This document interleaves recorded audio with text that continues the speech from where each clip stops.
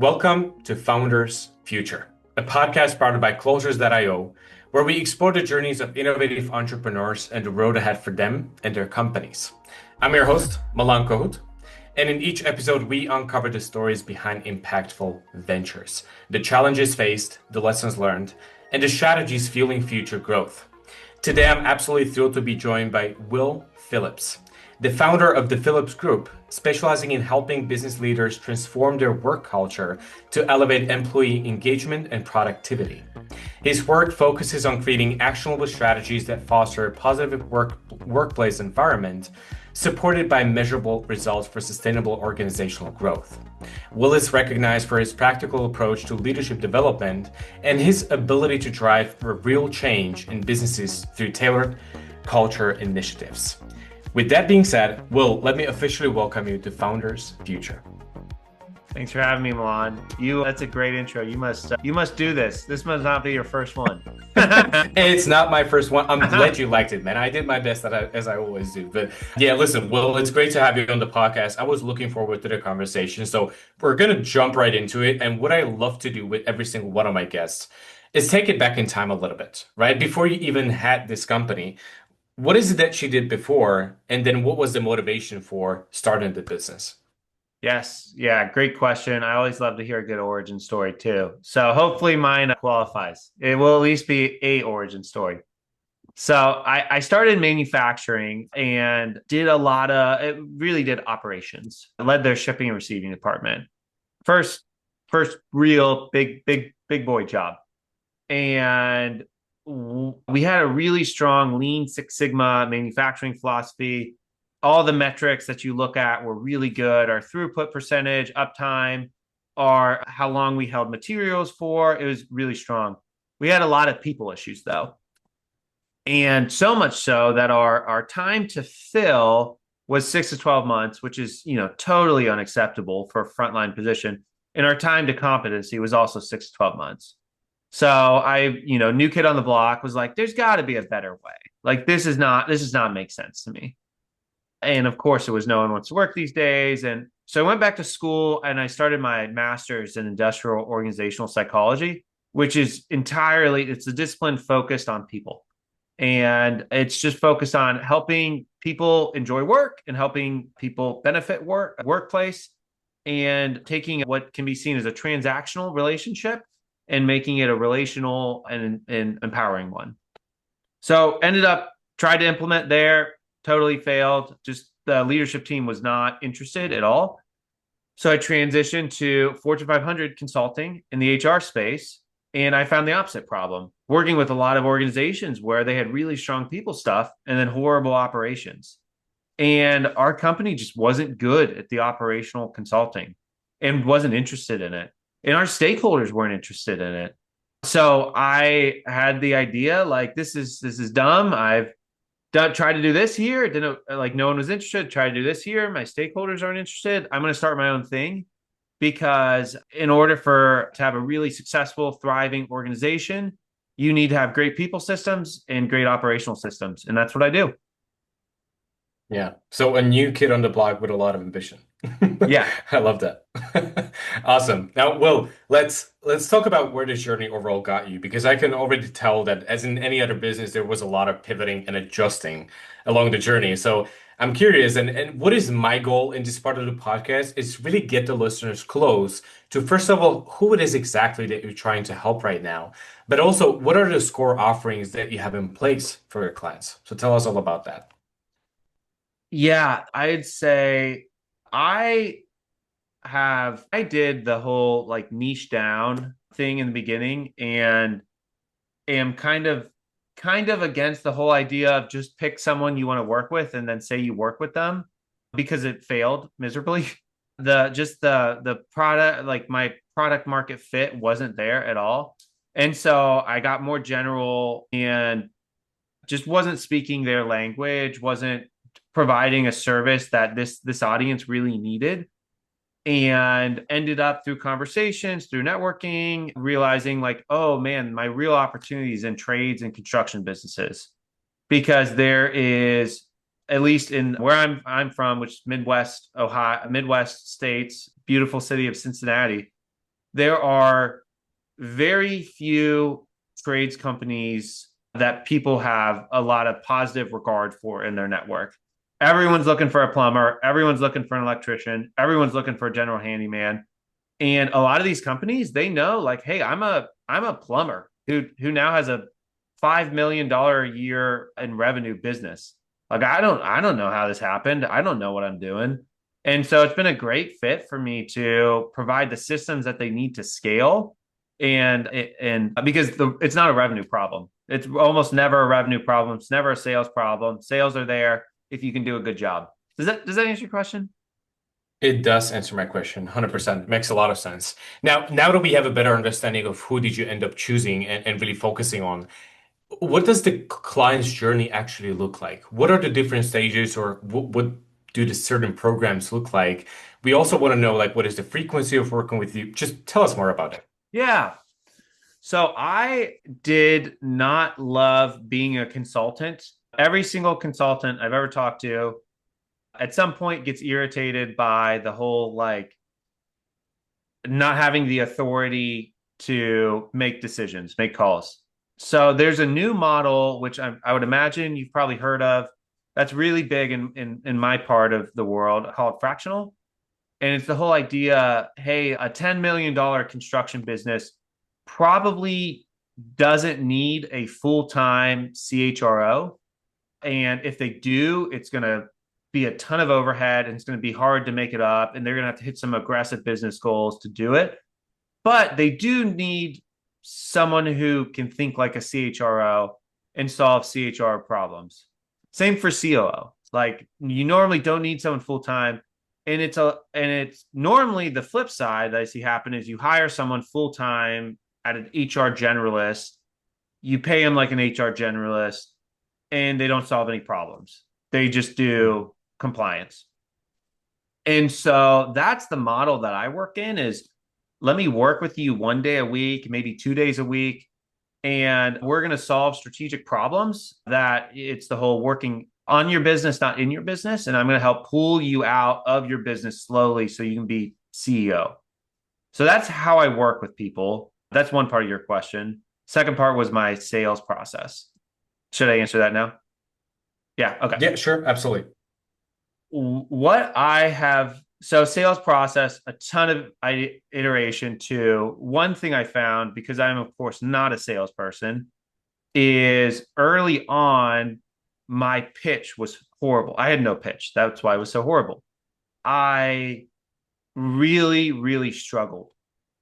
I knew what to do. And then every time I went up to take a free throw, I'd miss the shot. So Hmm. one thing I did is that was super helpful is first of all, talked with someone and he helped me figure out, oh, here's your pitch. Here's your like you have this passion to do both these things. Well, that's your in both businesses need both those things to move for someone to move in the CEO role. That's the pitch. So I wrote it down and I rewrote it, and then I practiced it with AI when I was in the car or whatever. And I would say, "You're this sort of person. I want to have a conversation with you. I'm meeting you in this environment. I want to go 6 levels, 6 questions deep." And I probably practiced 20, 30 hours before I was okay. I know what I'm doing now. I can now and I really saw myself go from like a C minus calls where I was never happy with myself to almost every single sales call I walk out feeling pretty happy about what I do. And my process is initial call or initial like consultation where I just learn, absorb, and then I'm so tempted to give solutions right then because I think people want them, and I think they feel like it's going to be a waste of time. But they're like so overloaded at that point. They've just talked about everything going wrong for an hour. So if I can avoid that, it's always so much more successful. And then I'll have another call and I'll talk solutions and I'll say, this is what I think the issue is. This is what I would do. You can go do that for yourself, or you can pay me to do it. And sometimes people pay me. Sometimes they try to do it for themselves and then they pay me later. Yeah, I love that you still end up providing value no matter Yeah. what the decision is. But Yeah. one thing that I want to, here's the thing. The feeling that I'm getting from you, Will, so far is that you're definitely the type of guy that I can challenge in a way that I choose, basically, when it comes to thinking and running this kind of business. So what I wanted to ask you, I would 100% agree that in the past recent years, there is a lot of people in your industry who are pivoting from consulting to really becoming fractional C-suite level people, right? It doesn't really have to be specifically CHRO. But this is also like one of the questions that you need to ask yourself on a daily basis because this is going to affect the scalability of your own company, right? There is only so many clients that you can work with. So, first of all, what is that amount of clients that you can actually work with? Realistically, what is the target for you? And also, what is your perspective on the scalability with this kind of business model? Yes, I have thought a lot about that. A lot more than I probably should based off how my main bottleneck is client acquisition, not scale right now.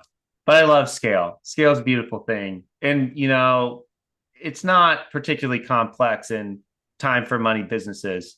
You just have to figure out how to get more time, normally through more people or better processes or so I can work with four clients at a time, realistically. And that provides a lot of margin, a lot of wiggle room to where then if I lose all four, then I'll be good for a while. Scalability, I mean, there's a couple of strategies I've thought about. I mean, the first is your like typical, like first of all, like productization is always one, right? And there's a couple products that I'm seeing naturally emerge. Like every business, in order to do anything strategic operationally, needs to map out their processes. That's something that I know that AI is a really it's good use case for. And that's probably I could probably build an agent that could automate a lot of the time. So productization is one of them. Hiring is one of them. I think probably like it's the issue most businesses run into is they try to hire someone who has the same competency as them. And if someone has the same competency of you, they're gonna start their own business. So like what are things that I offer that are really easily available on the market that I could hire for and then start to outsource work to those people? That's one thing. I could just get really specific and start to bring on like a lot of referral partners that I'm charging some sort of a fee for. So those are some of the ideas I've considered when I've thought through scale. I do want to scale. A lot of people don't. I want to scale this thing. Absolutely. I would say that when it comes to, I mean, I had a pleasure of talking to a couple of people from your industry already, and I know that it's basically always ending up in two alternatives. Whether you go back to the ways of really treating this as a consultant, which obviously opens you up to so many opportunities, Yeah. or you really start hiring other fractional experts to just work under you, right? And just keep track of everything that's happening. And Yeah. but what is really challenging is basically keeping them in track as you said yourself, but also for somebody like you, I know that the impact that you provide for your clients is a big thing. This is one of the main drivers for why you do what you do. So to really have the ability to see the results that you provide and really make sure that the value is there, that's also questionable with working with other Yeah. people, right? So there is just a lot to cover though. But I also want to touch on the I back end would side. I would say though, like when I think about my impact on the world, which is a big driver for this, the impact you have on an employee is 10 times more than the impact you'll ever have on a client.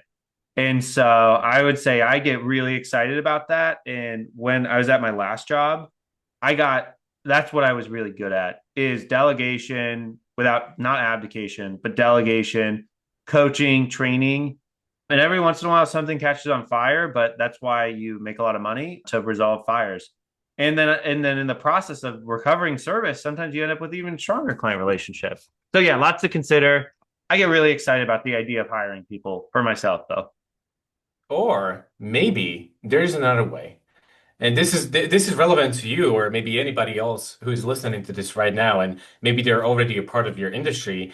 Considering how much experience you've actually collected over the years, maybe in the future you can end up having an offer for other fractional professionals being in the position of really trying to build up that portfolio of Yeah. clients and have those systems in place, right? So be Yeah. basically a coach for those people directly. Yeah. But Yeah. I that's just agree. an idea. But yeah, yeah, yeah. Awesome, good stuff. Now, one thing that you've mentioned is basically client acquisition. So I would assume that this is what you're focusing on the most right now.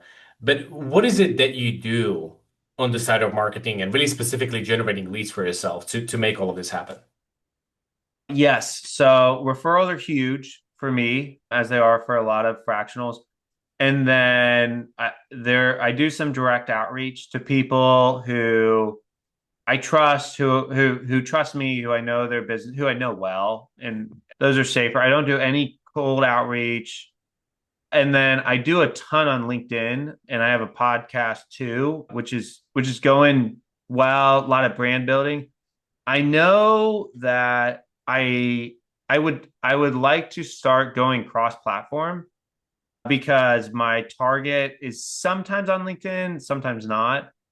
And I know Facebook, Instagram would be huge, YouTube Shorts, but I'm at a weird spot where I don't want to pay someone to do it for me, and I also don't have the time to do it for myself. So that's what I've been Hmm. processing through for the last eh, for the and normally my problem solving approach is I'm just going to think about something for 3 months and then I'll have the answer and I'll have the motivation to do something.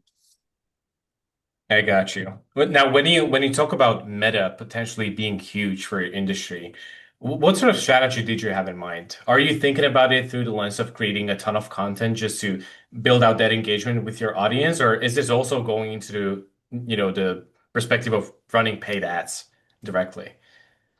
Yeah, I don't know what I mean. I can tell you what I've heard. I'm sure you probably know this world a lot better than I do. I know a lot of people who have failed content funnels who've put a lot of work into it that it hasn't yielded anything. No one ever is going to buy from me from a paid ad, or at least I think so. I mean, you can challenge that if you know a lot of fractionals who have success in small business world through paid ads, not in the marketing or sales space, because my ROI is kind of longer. But yeah, I mean, content, I don't know. That's part of the issue is I don't know this stuff well enough and aren't ready to make there's other investments I want to make before I make that investment. And then my time investment is huge too. Yeah, I'm loving the transparency right now. So much self-awareness that I can work with. But yeah, man, I mean, listen, there's always these dilemma questions that you're always going to be asking yourself. So I just feel like it's a part of the journey. And to be honest, there is several different paths that you can choose to go. But one thing that I want to ask you, obviously, keeping your name out there and generating that content to really showcase yourself to those companies and make sure that they really know what you're all about, what you stand for, that's a big part of the game here, right? So Yeah. when it comes to these activities, are you also trying to build out your own teams for the future, basically on the side of marketing, sales, fulfillment, any sort of different department, just to help you out with everything? Or would you rather keep it maybe smaller and more sustainable in a way? I would say that's one of some of the investments that I'm thinking about. The one concern I always have is I mean, I don't want to ever hire someone to do something that I'm not good at already. And that's a lot of my advice to my clients is that if you're That's a hiring good an mindset. employee and they're not hitting their goals, you have no idea why. You just know it's not. And then then you're just guessing. Either I think I hired the wrong employee or the opportunity is not there or so that's always top of mind. I do think at some point I'm gonna hire someone in marketing, content strategy to at least build the systems when I'm ready to make that investment. For sure, hire a bookkeeper. I am so far behind on my accounting. I'm always behind, and I am not excited to go talk to my tax person at the start of the year because I think I'm going to get yelled at.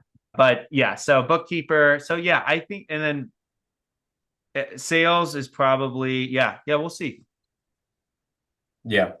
I would say one thing, I 100% agree with what you said about really going through the trenches yourself and learn how these things work.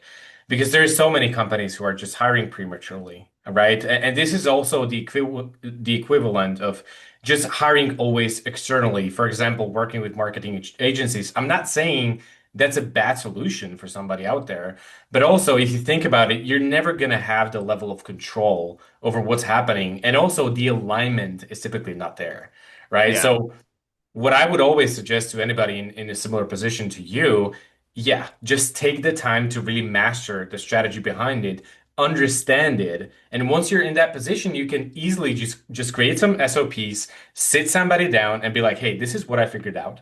It works. Yeah. Just follow my instructions, and we're gonna be really good."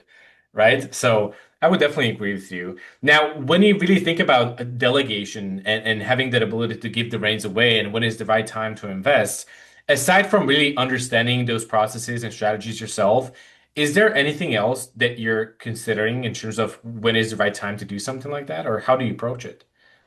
Yeah, and I do this a lot with my clients, so it's kind of fun to talk about this for myself. The three things I look at is there a quality issue? Is there a disenjoyability issue? And is there an efficiency issue? Is that if those three things exist at the cornerstone of any process, then like there's some issue to solve for. So I would think about, okay, what like accounting.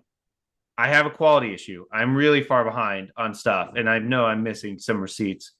I really don't enjoy it. It feels like a waste of time. And then I know that this takes me longer than it would take someone else, and probably that's would have the most immediate ROI to give me back that time.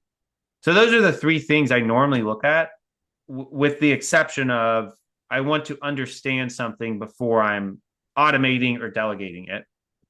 Sure.